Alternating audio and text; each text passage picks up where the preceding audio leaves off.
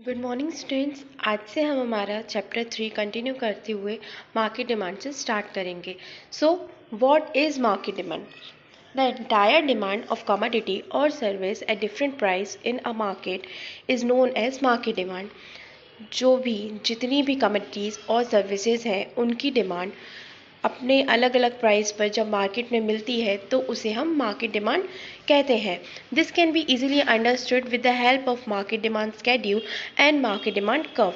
इसे हम और अच्छे से जान सकते हैं मार्केट डिमांड स्केड्यूल से और मार्केट डिमांड कर्व से। There are number of consumers in a market. Each consumer has his own demand schedule. If we make a total of all such demand schedule, it become market demand schedule.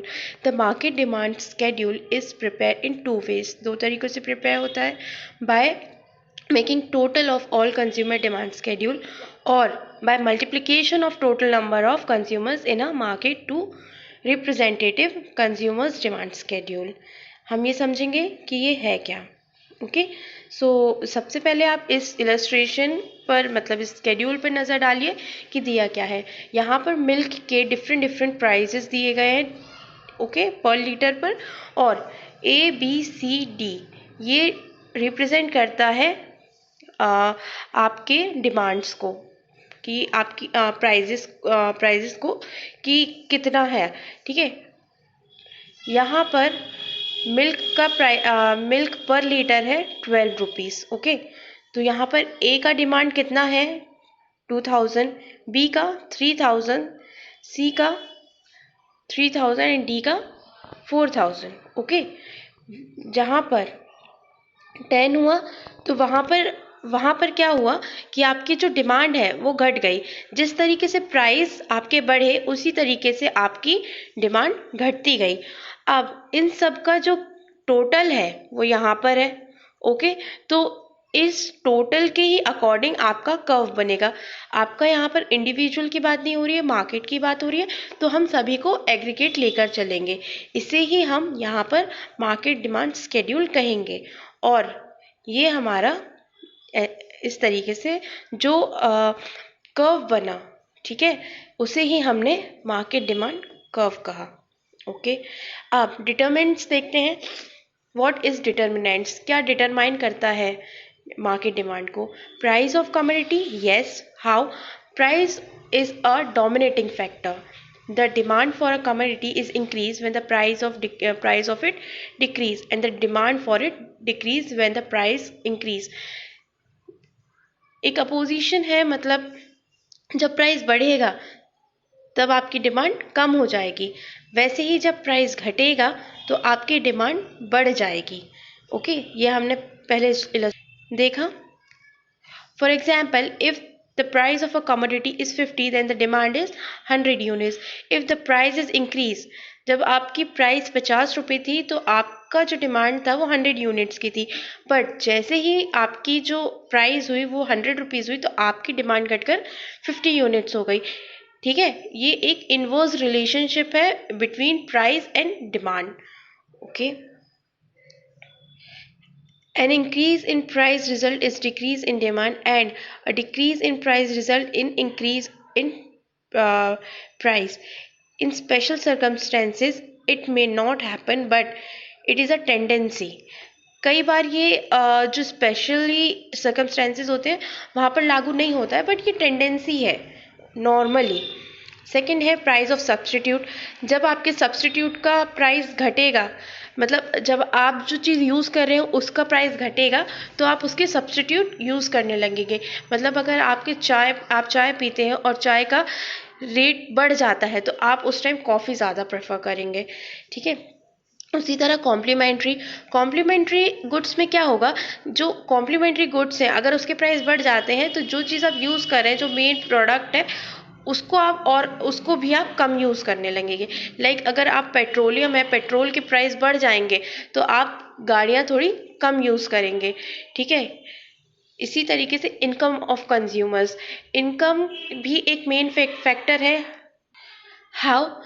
जिस प्रकार व्यक्ति की income होगी, उसकी आय होगी, उसी प्रकार वो उसको खर्च करेगा। जिनकी कम होगी वो कम, उनकी डिमांड भी कम होगी, जिनकी इनकम ज़्यादा होगी उनकी डिमांड भी ज़्यादा होगी।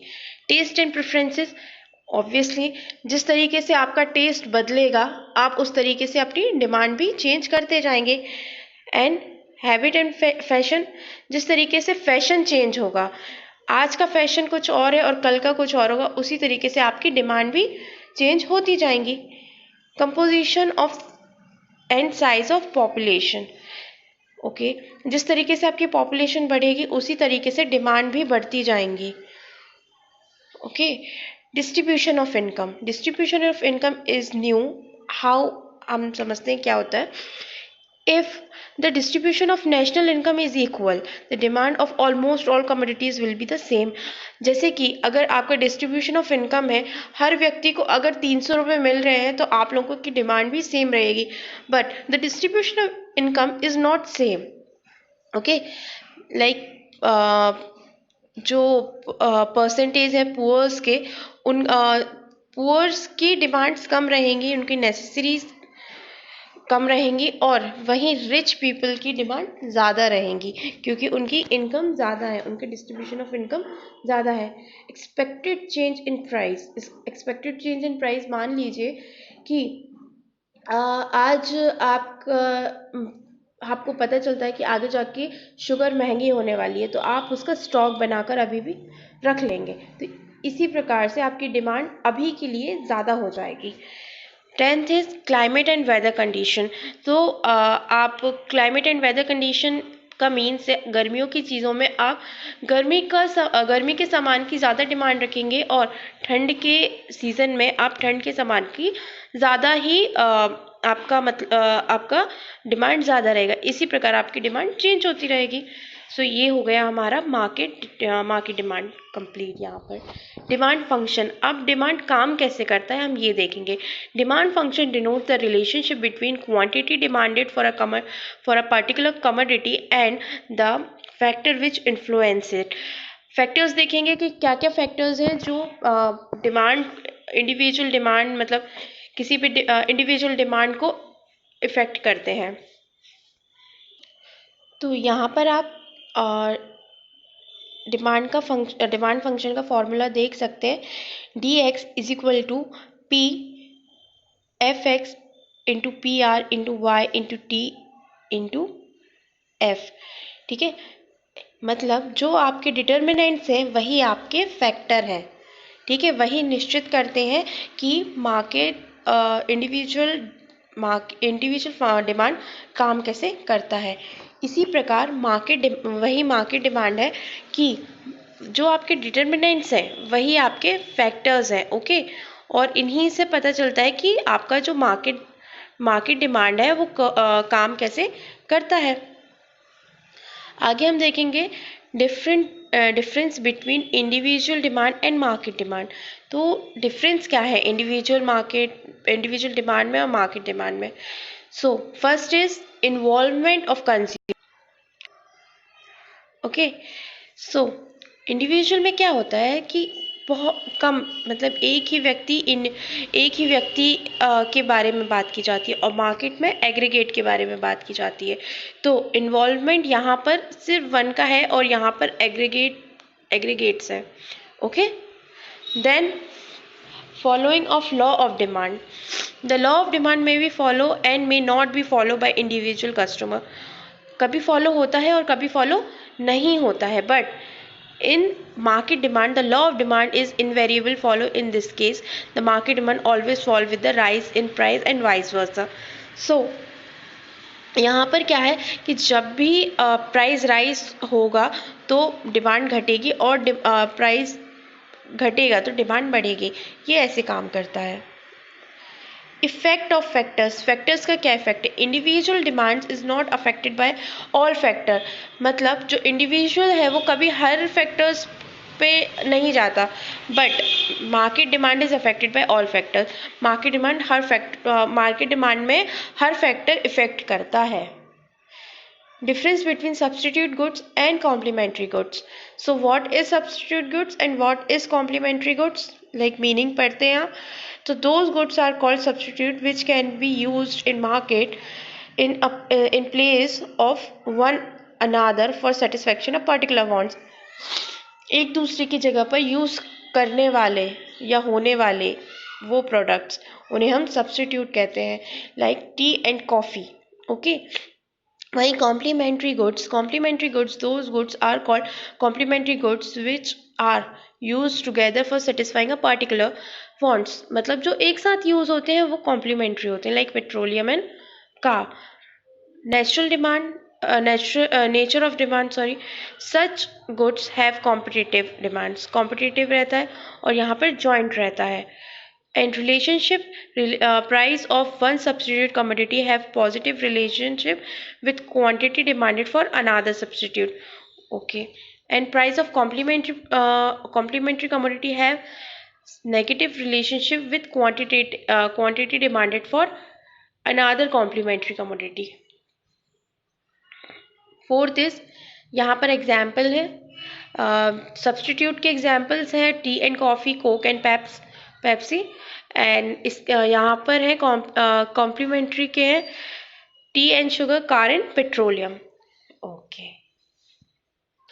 Now we continue with difference between demand and quantity demanded. What is demand? Demand does not represent a particular quantity, but quantity demanded, it represents a specific quantity of demand schedule that is demanded against a specific price. तो demand कभी भी आपकी quantity पे निर्धारित नहीं होती है. आपको किसी चीज़ की ज़रूरत है तो ज़रूरत है, बट क्वांटिटी डिमांडेड आपका प्राइस मैटर करती है और आपको स्पेसिफिक कितनी क्वांटिटी की डिमांड है उसको बताती है. Second, it describe the behaviour of buyer at every possible price. मतलब आप किसी भी चीज़ को किसी भी पॉसिबल प्राइस पे खरीदने के लिए तैयार होते हैं, बट इन क्वांटिटी डिमांडेड आपके पास एक स्पेसिफिक अमाउंट है और उसी अमाउंट में जितनी यूनिट आ रही हैं आपको वो लेना है. Okay. And third is it is not a fixed quantity. ये एक फिक्स्ड क्वांटिटी नहीं होती है, आप जितनी चाहें उतनी ले सकते हैं, बट यहाँ पर एक फिक्स्ड क्वांटिटी रहती है क्वांटिटी डिमांडेड में. एंड अब बात करेंगे डिमांड कर्व की. Strictly speaking demand curve is a graphical representation of demand schedule. It represent the locus of all point showing different quantities of a commodity which is consumer is willing to purchase. वो हर possibility बताता है कि इस price पे consumer ले सकता है, या मतलब एक every possible कॉम्बिनेशन वो आपको बताता है. और फीचर्स क्या है डिमांड कर्व के?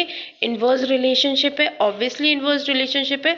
इन्वर्स रिलेशनशिप का मतलब है कि प्राइस बढ़ेगा तो आपकी डिमांड घट जाती है, मतलब एक दूसरे के अपोज रहते हैं. Okay, that is inverse relationship. And second is geographical representation. So geographical representation रहता है हाउ कि आपको वो स्पेसिफिक नहीं बताता है, बट आपका एक जियोग्राफिकल एक रिप्रेजेंटेशन दे देता है. Two types, just like demand schedule, demand curve can also be drawn for individual buyer as well as entire market. So two type रहते हैं, individual के लिए भी बनता है और market demand curve भी बनता है. तो हमने वो दोनों देख चुके हैं. Individual demand curve. Individual demand curve is a geographical representation of individual demand schedule, जो कि हम देख चुके हैं. And market demand curve is also the same which we seen. Okay, slope of demand curve. When the change in variable on the y-axis are divided by the change in the variable of x-axis, the slope of curve can be known. Okay, so यहाँ पे slope की बात करते हैं.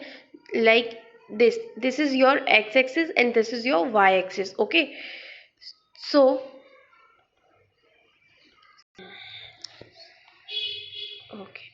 this is your x and this is your y. Okay, so